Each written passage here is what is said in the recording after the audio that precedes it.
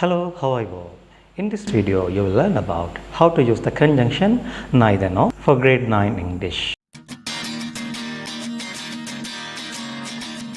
Already, either of it video வந்துவிட்டது. அந்த வீடியோவின் லிங்க் டிஸ்கிரிப்ஷன் பகுதியில் வழங்கப்பட்டிருக்கின்றது. அதை நீங்கள் பார்க்கலாம். Okay, let's move on to the lesson. Study the sentences. Ravi does not play football. Abdul does not play football. இந்த இரண்டு சென்டென்ஸ்களும் நெகட்டிவாக இருக்கின்றன. இவற்றை ஒரு சென்டென்ஸாக எவ்வாறு இணைக்கலாம் என்பதை பார்ப்போம். Neither Ravi nor Abdul plays football. இரண்டு நெகட்டிவ், அதாவது எதிர்மறையான ஐடியாஸ்களை இணைப்பதற்கு நாங்கள் neither nor எனும் கன்ஜங்ஷனை பயன்படுத்துகின்றோம். ஏற்கனவே நெகட்டிவாக உள்ள இரண்டு சென்டென்ஸ்களை நாம் neither nor பயன்படுத்தி இணைக்கும் போது அவற்றினை நெகட்டிவ் ஃபார்ம் சென்டென்ஸாக எழுத வேண்டிய அவசியமில்லை. ஏனென்றால் neither nor என்பதே நெகட்டிவை தான் குறைக்கின்றது. Study the example again. Neither Ravi nor Abdul plays football. இதுதான் சரியான சென்டென்ஸாக இருக்கும். Neither Ravi nor Abdul does not play football என்பது தவறான சென்டென்ஸாக இருக்கும். Okay, let's see more examples. I did not watch the cricket match. My friend did not watch the cricket match. இங்கு ரெண்டு negative விடயங்கள் I மற்றும் my friend. So first word ஐக்கு முன்பு neither-ஐ நாங்கள் எழுத வேண்டி இருக்கும். And second word my friend-க்கு முன்பு no எனும் வேர்டினை நாங்கள் எழுத வேண்டி இருக்கும்.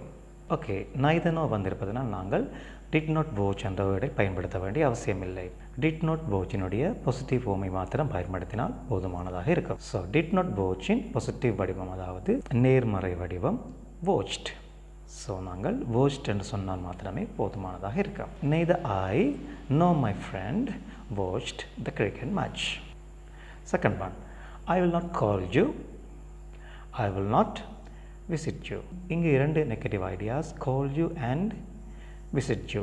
So first word call you-க்கு முன்பு neither வர வேண்டும். And the second word visit you-க்கு முன்பு no என்ற word வர வேண்டும். ஓகே, நாங்கள் இப்போது சென்டென்ஸை கம்ப்ளீட் செய்வோம். I will neither call you nor visit you. நான் உனக்கு கால் பண்ணவும் மாட்டேன், உன்னை விசிட் பண்ணவும் மாட்டேன். ஓகே, இங்கு கூட நாங்கள் நோட் போட வேண்டிய அவசியம் இல்லை. Next one, I don't prepare lunch. My sister doesn't prepare lunch. இங்கு இரண்டு நெகட்டிவ் விடயம் I and my sister. முதலாவது வேர்ட் ஐக்கு முன்பு நாங்கள் neither-ஐ போட வேண்டி இருக்கும். neither I.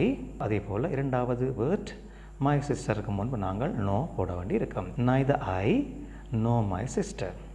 இங்கு நெகட்டிவ் வேர்ப் இரண்டு வித்தியாசமான ஃபார்ம்ஸ்களில் இருக்கின்றன.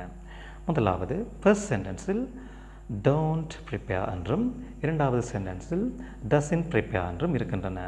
இங்கு நாங்கள் இரண்டாவதாக வருகின்ற நெகட்டிவ் வேர்ப் ஃபார்மை மாத்திரமே பாசிட்டிவாக மாற்றினால் போதுமானதாக இருக்கும். இரண்டாவது வருகின்ற doesn't prepare என்பதனுடைய positive form prepares. Neither I nor my sister prepares lunch.